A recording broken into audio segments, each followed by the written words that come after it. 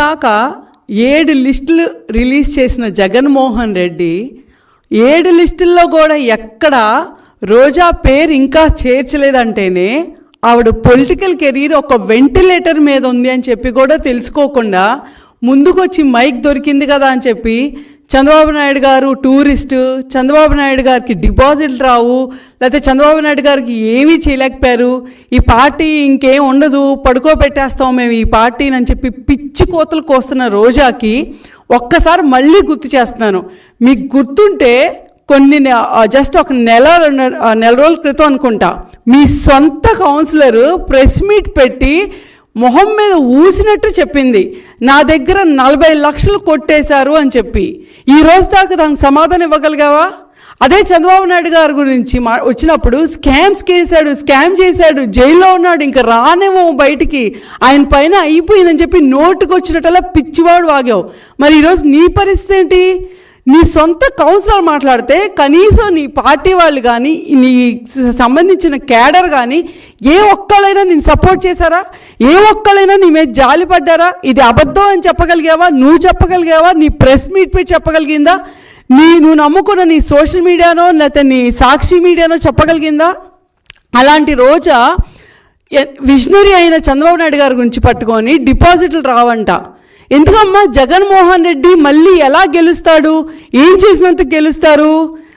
రాష్ట్రంలో మీరు కంపేర్ చేసుకుంటే ప్రతి ఎకరా పొలానికి నీరు ఇవ్వాలి, ప్రతి ఎకరా పొలంలో పంట పండించాలి అని చెప్పి నిరంతరం కృషి చేసి ఒక రైతుకి మేలు జరిగేలాగా డ్రిప్ ఇరిగేషన్ కానీ లేకపోతే వేరే ఇరిగేషన్ ప్రాజెక్ట్స్ కానీ తీసుకొచ్చిన చంద్రబాబు నాయుడిని ఎంచుకుంటారా? లేకపోతే పొలం కనిపిస్తే చాలు, ఎకరం కనిపిస్తే చాలు, అది ఎలా కొట్టేయాలి, దాని మీద ట్యాక్స్ ఎలా వేసి రైతులు ముక్కు పిండి వాళ్ళ దగ్గర డబ్బులు వసూలు చేయాలని చెప్పి చూసే జగన్మోహన్ రెడ్డిని ఎంచుకుంటారా? అదొక్కటే ఏంటి? పోలవరం ప్రాజెక్టు మేము ఎంత కృషి చేసాం, చంద్రబాబు నాయుడు గారు ఎంత కృషి చేసి దాన్ని 72% కంప్లీట్ చేస్తే మీ జగన్మోహన్ రెడ్డి వచ్చాక ఎంత పర్సెంటేజ్ కంప్లీట్ చేస్తారో చెప్పగలుగుతారా క్లియర్గా? అదే చంద్రబాబు నాయుడు గారు ఉన్నప్పుడు ఉద్యోగాలు కానీ లేకపోతే పరిశ్రమలు కానీ ఏ లెవెల్లో వచ్చాయి, ఎన్ని ఉద్యోగాలు వచ్చాయి, 27,000 కంపెనీలు తీసుకొస్తే ఈరోజు జగన్మోహన్ రెడ్డి వచ్చాక మొన్న మీరు రిలీజ్ చేసుకున్న దాంట్లోనే 5,000 కంపెనీలు తీసుకొచ్చారని చెప్పారు. మరి ఆ కంపెనీలు ఎక్కడున్నాయో ఏంటో నీకు మీ ఎమ్మెల్యేలకే తెలియాలి. నీ బతుక్కే ఒక దిక్కు లేదు, నీ పొజిషన్కే ఒక దిక్కు లేదు.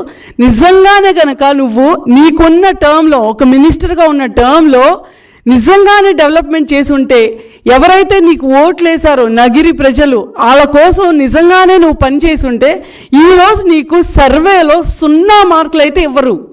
0 మార్కులు ఇవ్వటమే కాకుండా నువ్వు ఎప్పుడెప్పుడు ఆ నగిరి వదిలి వెళ్ళిపోతావా అని ఎదురు చూస్తున్నారు. ఆ రకంగా వాళ్ళని టోల్గేట్లు పెట్టి లేకపోతే ఆ ఆస్తులు కాజేసి కమిషన్లు కొట్టేసి అంతమందిని ఇబ్బంది పెట్టావు.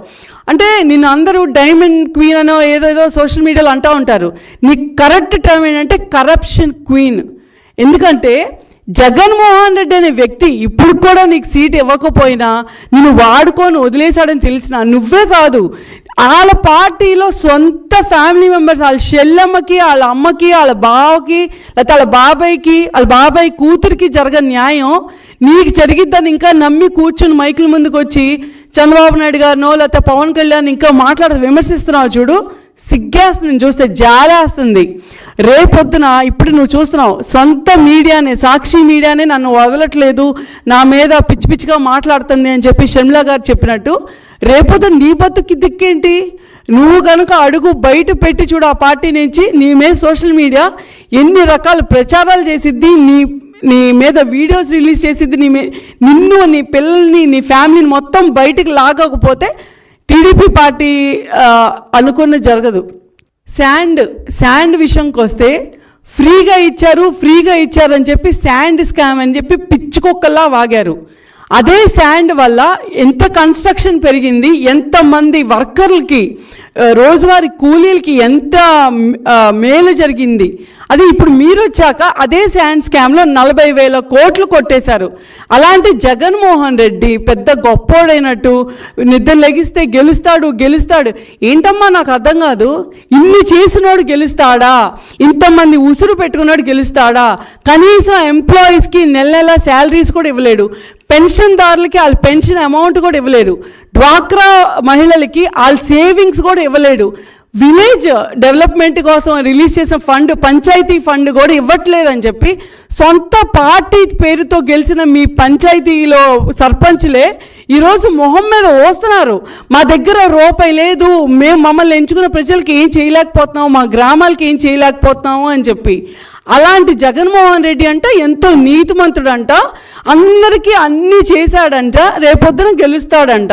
ఏ రకంగా గెలుస్తాడు అంటే ఇప్పటికే పార్టీ మీరు గమనించుకొని ఉంటే లిస్టులన్నీ రిలీజ్ చేయకముందు కానీ చేశాక కానీ ఎంతోమంది బయటికి వెళ్ళిపోవటం, టికెట్ ఇచ్చిన వాళ్ళు కూడా మాకొద్దు వచ్చి ఈ వైసీపీ పార్టీ నుంచి మేము పోటీ చెయ్యము, మేము పోటీ చేసే ఉద్దేశం మాకు లేదు అని చెప్పి మీ టికెట్ మీ మొహాన్ని కొట్టి బయటకు వచ్చిన ఎంపీలు ఉన్నారు, ఎమ్మెల్యేలు కూడా ఉన్నారు.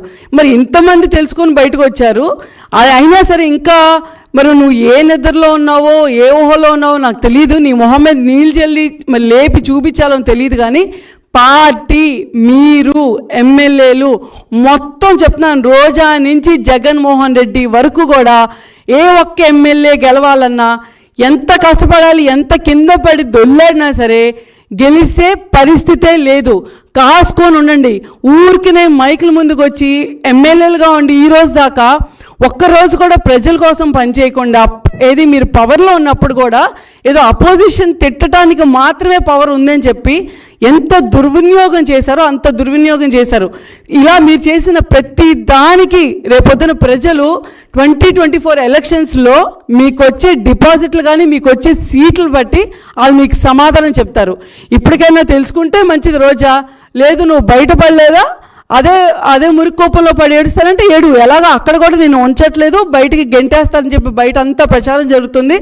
నీ స్థానం నువ్వు చూసుకో, నీ స్థానం నువ్వు పదులు పరచుకోవడానికి కూడా నీకు చేత కాదు. నువ్వు వచ్చి చంద్రబాబు నాయుడు గారిని లేకపోతే పవన్ కళ్యాణ్ని లేకపోతే లోకేష్ గారిని పట్టుకొని పిచ్చి వాగుతావు. చూద్దాం ఏం జరిగిద్దాం.